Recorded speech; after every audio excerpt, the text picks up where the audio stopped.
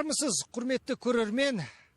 Бұл таза мекен хабары кезекті шығарылымы Талғар ауданында. Біз әуелі Алматыдан ауданға кіре берісте Талғар тауы қолтығында орналасқан Бесағаш ауылына аялдап, санитарлық тазалық жұмыстарын тексерген едік. Өзге кейбір ауылдар түгілі, тіпті кейбір аудандардың бағына бұйырмаған осындай ғажайып тамаша табиғатқа тап болдық. Ауылдың іргесі сап ауа көркіне көз тояды. Десе де, жергілікті тұрғындар осындай тамаша табиғат сыйының қадіріне жетіп, бағасын білмеген сыңайлы. Себебі осыншама жасыл аймақта шашылып жатқан мынандай әртүрлі тұрмыстық қалдықтарға қарап, қарныңыз ашады, көңіліңіз құлазиды.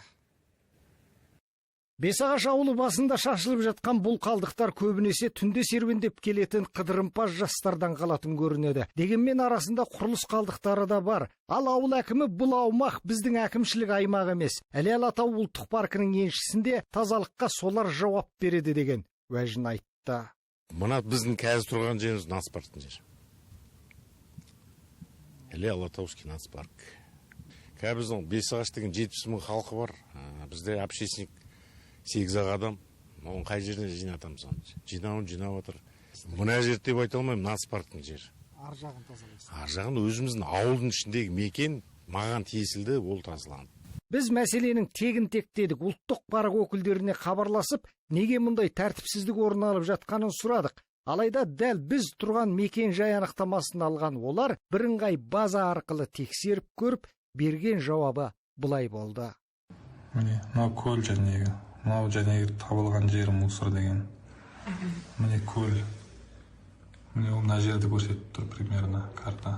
Міне біздің жер жасыл. Ұлттық парктың жері міне былай кіріп тұр. Бірақ ол мына жақта тұр. Біздің жер емес. Біздің жер емес. Мынаның бәрі поле, пастбище, мал жайының, ауданның жері, акиматтың жерлері бәрі. Земли запаса. Гослесфонд мне наяқтан басылады, мне жасыл зеленка. Вот публичная кадастровая карта. Ничего не придумывается. Бесағаш ауылының жоғарғы жағында тауға қарай көтерілетін мына сай ішінде әр аттам сайын қоқыс қалдықтары үйіліп жатты. Бұл мекен жайды тағы ауыл әкімі ұлттық паркке тиесілі десе, ұлттық парктегілер ауылға қарайды деп ат тондарын алып қашудан жазбады. Бұл мәселені арнайы комиссия анықтағаны жөн сияқты боп көрінді бізге. Бесағаш ауылынан тауға қарай суынған мына сай ішіндегі жол бойы бұлай қараған көзге шамалы таза көрінеді. Десе де, осы сайдың ішіндегі мына оң жағында жатқан өзекке қарасаңыз, тұрмыстық қалдықтарға толып жатыр.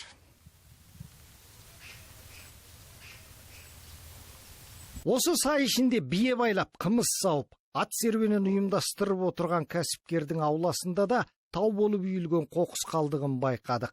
Жеке кәсіпкердің ауласы дегенмен тамаша табиғаттың ажарын кетіріп тұрған бұл қалдықтарды қашан тазалайтынын қузап көрдік. Ананы кім төгіп жатыр, соны айтып бере қойшы.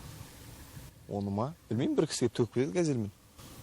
Танымаймын оны. Бұл жер негізі сендердің территория, Біздікі емес, бұл частный территория, біз аренда қаламыз. Аренда қаласында. Иә. Енді сендер аренда қалып отырсыңдар, төкпе деп айтпайсыңдар ма? Қараңдаршы қандай ұсқынын кетіріп тұр мына әдемі қандай жердің. Не болмаса алып тастайсыңдар ма елі оны? Алып тастаймыз ол. Ол свалкаға кетеді ғой, Қапшағайға. Құдай қаласа. Қашан тастайсыңдар шамалы? Осы 1-2 аптаның төңірегінде бұйырса. Түсірілім тобы бұдан ары Бесағаш ауылын араладық. Көп ұзамай тағы бір мынадай ұсқынсыз көрініске тап болдық.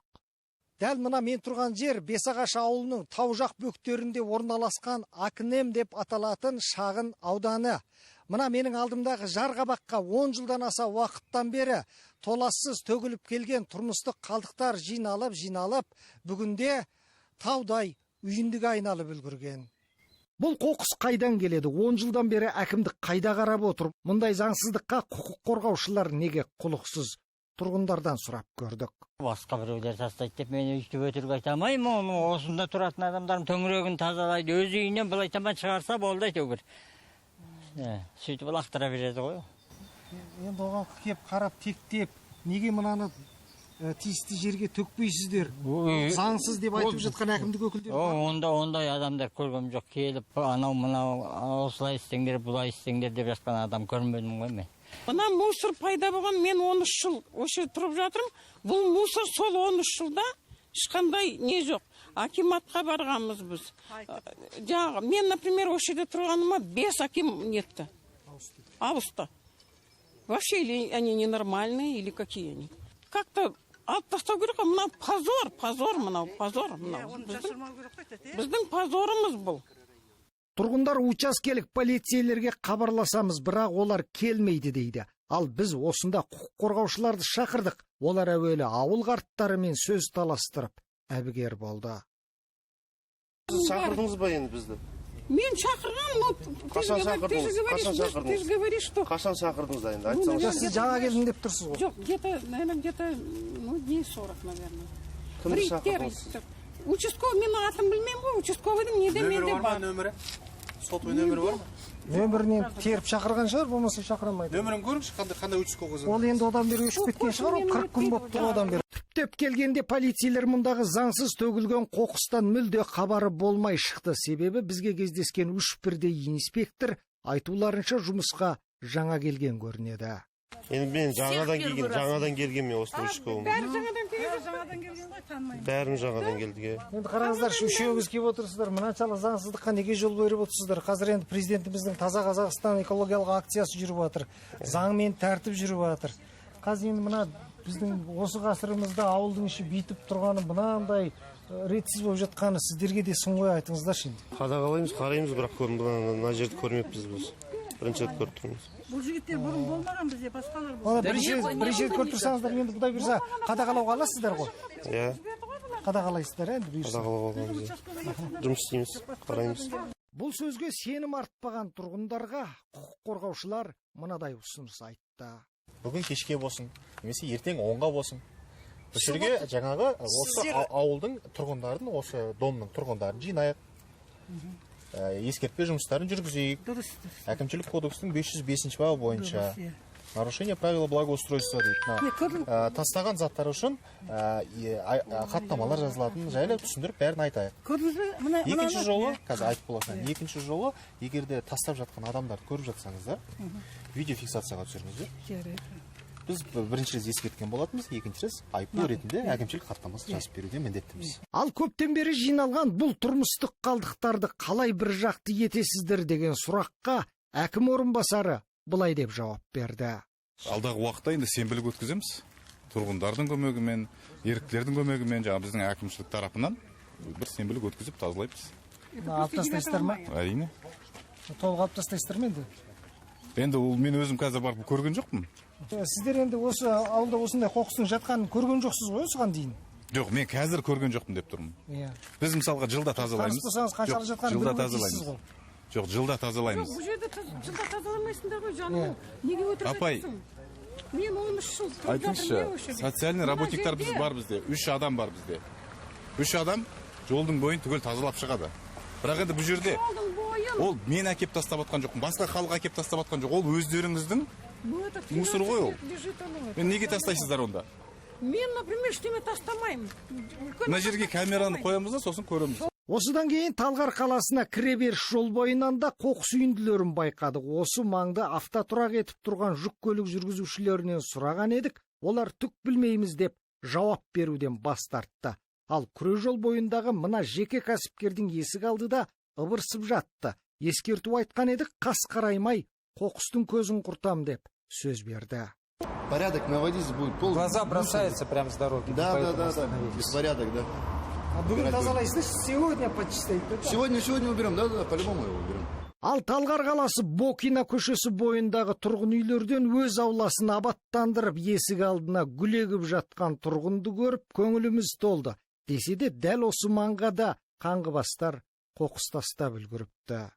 Ана мусорларды қазір екі аға ішіп алған, тастап кеткен. Қазір оны алып тастаймыз. Мына осы жерде біздің үйіміздің қасында тап-таза. Гүлдерді отырғызып, осы жерде тұрамыз. Осы көп қабатты үйлер маңын аралап көріп, қоқыс жәшіктерінің аузы мұрнынан шығып жатқанын байқадық. Әр аулаларда кесілген ағаш бұтақтары да әр жерде төбе болып үйіліп жатыр. Қала әкімі әлі сайланбағандықтан орынбасарына хабарласып көріп едік. Ол жұмыс бабымен алыстау жүргенін алға тартты. Әрі қалдықтар көбінесе жеке секторлардан жиналатынын айтты. Сондай-ақ тұрғындардан шағым түскен жағдайда ғана үйілген ағаш қиындыларын шығаруға арнайы техника бөле алатынын жеткизди.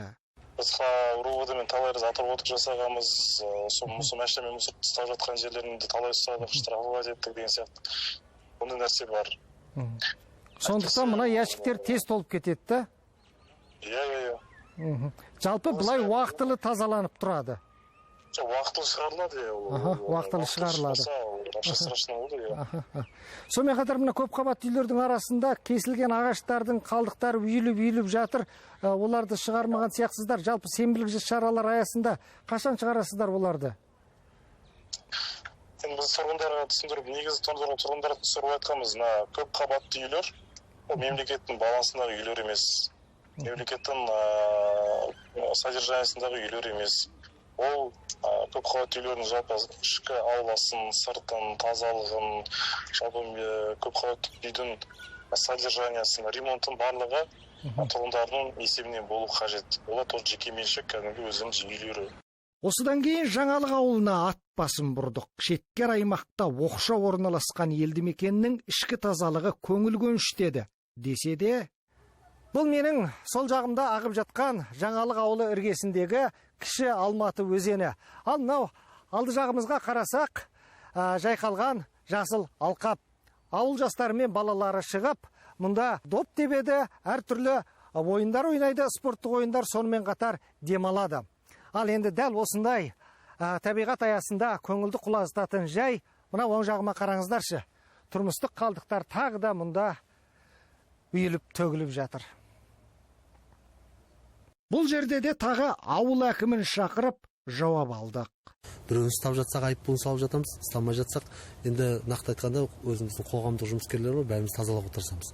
Бағана сіздің көрген нелеріңіз бар, видео таспаға түсірген нелеріңіз бар, мұсырлар бойынша тазалық жұмыстарын жүргіземіз. Қосымша осы сенбілікте тазалаймыз.